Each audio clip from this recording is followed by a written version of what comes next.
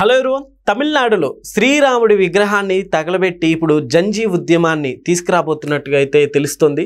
So అసలుకి నిజంగా ఎలా ఉండబోతుంది ఒకసారి డిస్కస్ చేసే ప్రయత్నం అయితే చేద్దాం. ప్రస్తుతం మనతోటి పొలిటికల్ అనలిస్ట్ శేషరావు ఉన్నారు. వెల్కమ్ చెప్దాం. Hello sir. Hello. Yes sir, ఎలా చూడొచ్చు శ్రీరాముడి విగ్రహాన్ని తగలబెట్టారంటే నిజంగా నెక్స్ట్ నిజంగా ఆ లెవెల్లో స్టార్ట్ కాబోతుంది జంజీ ఉద్యమం. ఇప్పుడు లేటెస్ట్గా అక్కడ 5th తమిళ్ సంఘం అనేటువంటి పేరుతోటి ఒక ఉద్యమం తీసుకొస్తున్నారు. వాళ్ళు చేసేటువంటి ఉద్యమ పందా చూస్తే కనుక సమాజంలో ఒక అన్రెస్ట్ని, ఒక అనిశ్చిత పరిస్థితిని క్రియేట్ చేసేలాగా కనిపిస్తుంది. ఏంటి 5th తమిళ్ సంఘం అని అంటే, ఈ 5th తమిళ్ సంఘం అనేది ఒక గ్రూప్ ఏర్పడింది. ఆ గ్రూప్ ఏం చేసింది, తాజాగా రాముడి బొమ్మను తగలబెట్టారు. శ్రీరాముడి బొమ్మను తగలబెట్టారు. ఎందుకని సార్ రాముడి బొమ్మ? శ్రీరాముడి బొమ్మను తగలబెట్టి రావణుడు జై జై అని చెప్పేసి మేమంతా రావణుడి భక్తులమి, రావణుడు మంచోడు, రాముడి చెడ్డోడు అనేటువంటి ఒక ప్రచారానికి వాళ్ళు పూనుకున్నారు. దీనికి కారణం ఏమై ఉండొచ్చు? ఇప్పుడున్నటువంటి ప్రభుత్వం, ఎన్డీఏ ప్రభుత్వం, ఈ ప్రభుత్వం శ్రీరాముడిని లేదంటే హిందూ ధర్మాన్ని వీటిని ఎక్కువగా ఫోకస్ చేస్తుంది. ఆ కారణం చేత వ్యతిరేకంగా ఇలాంటిది ఈ 5th తమిళ్ సంగమం తీసుకుందని చెప్పి తెలుస్తుంది, అర్థమవుతుంది వాళ్ళ పోకటం చూస్తే. ఎక్కడ కూడా రామాయణంలో కానీ లేదంటే ఇతరతర గ్రంథాల్లో కానీ పురాణాల్లో కానీ వేదాల్లో కానీ రావణుడు అద్భుతం, శ్రీరాముడు చెడ్డోడని ఎక్కడా లేదు. శ్రీరాముడు అందరికి ఆదర్శమూర్తి. శ్రీరాముడు హిందూ భక్తులకి ఆరాధ్య దైవం. అలాంటి దైవాన్ని ఒక విలన్ కింద, ఒక రాక్షసుడి కింద చూపిస్తూ రావణుడిని దైవంలాగా జైజేలు కొడుతూ వాళ్ళు రెచ్చగొడుతూ ఉన్నారని అంటే, మరి సమాజంలో హిందూ మతానికి వ్యతిరేకంగా ఒక నినాదం అక్కడ బయలుదేరింది కదా. హిందూ మతానికి ఎందుకు వ్యతిరేకంగా నినాదం బయలుదేరింది? హిందూ మతాన్ని బీజేపీ వాళ్ళు ఫోకస్ చేస్తున్నారు. అందుకని అక్కడ వ్యతిరేకమైనటువంటి నినాదాలు మొదలైనవి. యాదృచ్ఛికమో లేదంటే వ్యూహాత్మకమో అర్థం కావట్లేదు. కానీ ఇక్కడ 5th తమిళ్ సంగమం రావణుడిని దేవుడిగా చూపిస్తూ శ్రీరాముడి విగ్రహాలను తగలబెడుతున్నటువంటి సమయంలోనే కెనడాలో హిందూ దేవుళ్ళ యొక్క ఫోటోలను ప్రదర్శిస్తున్నారని చెప్పి అక్కడ ఉండేటువంటి థియేటర్లను పగలగొట్టారు కొంతమంది. సేమ్ ఒకే టైంలో జరిగింది. ఇవి అక్కడ హిందూ దేవుళ్ళకు సంబంధించినటువంటి ఫోటోలు కానీ లేదంటే ఇతరతర వాటిని సినిమా థియేటర్లో ప్రదర్శిస్తున్నారని చెప్పి ఆ సినిమా థియేటర్ల మీద దాడులు చేశారు. దాంతో ఆ సినిమా థియేటర్లు మూసేశారు కెనడాలో. సో ఇది మనం యాదృచ్ఛికం అనుకోవాలా లేదంటే వ్యూహాత్మకం అనుకోవాలని అంటే, ఒక రకంగా వ్యూహాత్మకం కూడా అనుకోవచ్చు వీళ్ళని. ఎందుకనంటే ఇప్పుడు ఖలిస్తానీ ఉద్యమకారులు ఉన్నారు. ఖలిస్తానీ ఉద్యమకారులు కెనడాని బేస్ చేసుకొని ఖలిస్తానీ ఉద్యమాన్ని చేపట్టారు వాళ్ళు. అక్కడ నరేంద్ర మోడీ గారికి, వాళ్ళ అమిత్ షా గారికి వ్యతిరేకంగా పనిచేస్తున్నారు వాళ్ళు. అక్కడ ఖలిస్తానీ ఉద్యమంలో కీలకమైనటువంటి వాళ్ళు ఆ మధ్యకాలంలో ఎన్కౌంటర్ అయ్యారు. ఆ ఎన్కౌంటర్కి కారణం వీళ్ళిద్దరే అనేటువంటి ఆరోపణల్ని కెనడా మాజీ ప్రధానమంత్రి పిట్రో కామెంట్ చేశారు.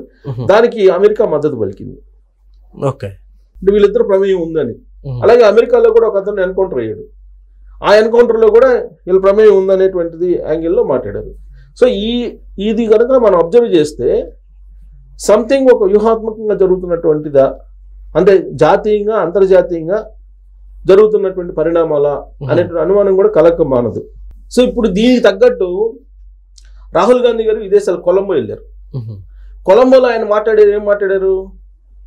భారతదేశంలో అసహనం పెరిగిపోతుంది, భారతదేశంలో అక్కడ హిందూ మతానికి సంబంధించినటువంటి వాళ్ళు మిగతా వాళ్ళ మీద ఇబ్బందులు పెడుతున్నటువంటి పరిస్థితి ఉంది, అక్కడ ప్రజాస్వామ్యం లేదు అనేటువంటి యాంగిల్లో ఆయన మాట్లాడారు. దాని మీద బీజేపీ వాళ్ళు కూడా రియాక్ట్ అయ్యారు. రాహుల్ గాంధీ విదేశాలకు వెళ్ళి భారతదేశాన్ని కించపరిచేలాగా మాట్లాడుతున్నారు, ప్రజాస్వామ్యం అసలు లేదు భారతదేశంలో అనేటువంటిది కొలంబోలో వెళ్ళి మాట్లాడాల్సిన అవసరం ఏంది అతనికి అనేది మాట్లాడుతున్నారు. సో ఇదే రాహుల్ గాంధీ బీహార్ ఎన్నికల్లో ఏం చేశారు? జంజీ ఉద్యమం రావాలి భారతదేశంలో, జన్జట్ ఉద్యమం బీహార్ అక్కడ వచ్చింది, నేపాల్లో వచ్చింది. సో నేపాల్లో వచ్చిన విధంగా జన్జీ ఉద్యమం ఇక్కడ భారతదేశంలో అవసరం, దానికి నేను రెడీగా ఉన్నాను, దాని నాయకత్వం వహించడానికి అని చెప్పి ఆయన ఈ మధ్యకాలంలో బీహార్ ఎన్నికల సందర్భంగా ప్రస్తావించారు. ఇవన్నీ జరుగుతున్నటువంటి క్రమంలోనే తమిళనాడులో అక్కడ విజయ్ దళపతి కొత్త పార్టీ పెట్టాడు. ఈ కొత్త పార్టీ పెట్టినటువంటి సందర్భంగా తొక్కిసలాట జరిగింది. ఇప్పుడు ఆ పార్టీ మీద రకరకాల గందరగోళం అక్కడ నడుస్తుంది. ఆ విజయ్కి వచ్చినటువంటి సభకు సంబంధించినటువంటి జనాలను చూస్తే ఇప్పుడు అధికారంలో ఉన్న డిఎంకే పార్టీ ఒక రకంగా గడగడలాడుతుంది. ఎందుకంటే తమిళనాడులో బీజేపీకి సంబంధించినటువంటి బలం పెద్దగా లేదు. అన్నా డిఎంకే తోటి నడిపిస్తున్నారు కొంత. ఇప్పుడు విజయ్ తన పార్టీ తోటి రాబోయే రోజుల్లో బీజేపీ తోటి కలిసే అవకాశం ఉంది అనేటువంటి ఒక చర్చ కూడా ఉంది రాజకీయ వర్గాల్లో. సో ఇప్పుడు ఒకవేళ విజయ్ అన్నా డిఎంకే బీజేపీ, విజయ్ పార్టీ అన్నా డిఎంకే బీజేపీ మూడు కలిస్తే రాబోయేటువంటి ఎన్నికల్లో పరిస్థితి ఏంటి అనేది కూడా ఇప్పుడు ప్రభుత్వానికి ఆందోళన ఉండొచ్చు రాజకీయంగా. సో దీంతో అసలు ఉద్యమం అనేది హిందూ మతాన్ని బేస్ చేసుకొని ఒకవేళ వస్తే కనుక హిందూ నాన్ హిందూ అనేది బాగా పోలరైజేషన్ అయ్యే అవకాశం ఉంది. సో అప్పుడు తమిళనాడులో రాజకీయ పరిస్థితులు మారే అవకాశం ఉంది. ఇంకోటి ఏంటంటే సౌత్ ఇండియాకి సంబంధించి అసలు నార్త్ ఇండియా వాళ్ళ పెత్తనం ఉంది సౌత్ ఇండియా మీద అనేది చాలా కాలంగా వినిపిస్తుంది. నార్త్ సౌత్ సంబంధించినటువంటి వివాదం కూడా ఉంది. అది తమిళనాడులోనే బయలుదేరింది, చెన్నై కేంద్రంగానే బయలుదేరింది. దాంట్లో కేటీఆర్ గారు వీళ్ళు కూడా పార్టిసిపేట్ చేశారు. ఇక్కడ ఉన్నటువంటి ముఖ్యమంత్రి రేవంత్ రెడ్డి గారు కూడా పార్టిసిపేట్ చేశారు దానికి. ఇండియా కూటమి తరఫున జరిగినటువంటి మీటింగ్ అది. సో సౌత్ ఇండియా మీద పెత్తనం కొనసాగిస్తున్న నార్త్ ఇండియా వాళ్ళు అనేది ఒకటి. సో ఇన్ని రకాల సమస్యలతోటి జన్జీ అనే దాన్ని తీసుకురావాలి అనేది ఒక వ్యూహం రాహుల్ గాంధీ గారి దగ్గర ఉంది. దాంట్లో భాగంగానే శ్రీరాముడిని టార్గెట్గా చేసుకొని శ్రీరాముడే అసలు దుర్మార్గుడు అనే యాంగిల్లో ప్రచారం చేయడానికి కొన్ని శక్తులు బయలుదేరాయా అనేటువంటిది కూడా వినిపిస్తుంది. దీని మీద కేసులు కూడా పెట్టారు తమిళనాడు పోలీసులు. ఇప్పుడు ఈ శ్రీరాముడి చిత్రపటాన్ని శ్రీరాముడి విగ్రహాన్ని తగలబెట్టడం వీటి మీద ఆల్రెడీ తమిళనాడు పోలీసులు కేసులు పెట్టారు. అయితే ఇది జన్జీ ఉద్యమం కింద వెళ్ళిపోతుందా అని అంటే ఆల్రెడీ ప్రభుత్వ ఉద్యోగులు ఉన్నతాధికారులు కొంతమంది అవినీతి పరులు ఉన్నారు, వాళ్ళు పొలిటీషియన్స్, వీళ్ళందరి మీద కోపాలు ఉన్నాయి. యూత్కి సమాజంలో చాలా మందికి కోపాలు ఉన్నాయి వీళ్ళంటే. ఎందుకనంటే వీళ్ళు ధనికులు అయిపోతున్నారు, మనం పేదలు అయిపోతున్నాము, మనం కట్టే డబ్బుతోటి వీళ్ళు నిజాయితీగా లేకుండా అవినీతి పరులుగా మారి వీళ్ళు దోచుకుంటున్నారు అనేటువంటి అభిప్రాయం ఉంది. దీన్ని ఉద్యమ రూపంలో తీసుకొస్తే కనుక అప్పుడు గట్టి తప్పే అవకాశం ఉంది. నేపాల్ మాదిరిగా అయ్యే అవకాశం ఉంది, శ్రీలంక మాదిరిగా అయ్యే అవకాశం ఉంది, బంగ్లాదేశ్ మాదిరిగా అయ్యే అవకాశాలు ఉన్నాయి. సో ఆ దిశగా భారత యూత్ని కదిలించడానికి ప్రయత్నం చేస్తున్నారు రాహుల్ గాంధీ గారు. ఇక్కడ కేటీఆర్ గారు కూడా జన్జీ ఉద్యమం రావాలని చెప్పి ఆయన కోరుకుంటున్నారు. సో జన్జీ ఉద్యమం వస్తే పరిస్థితి ఏంటి? ఆ జన్జీ ఉద్యమం రావడానికి, జన్జీ ఉద్యమాన్ని తీసుకురావడానికి శ్రీరాముడిని ఒక దుర్మార్గుల్లాగా చూపించే ప్రయత్నం జరుగుతుందా? ఎందుకంటే శ్రీరాముడిని చూపించి ఓట్లు దండుకుంటుంది బీజేపీ అనేటువంటి అభిప్రాయం ఉంది ప్రత్యర్థుల్లో.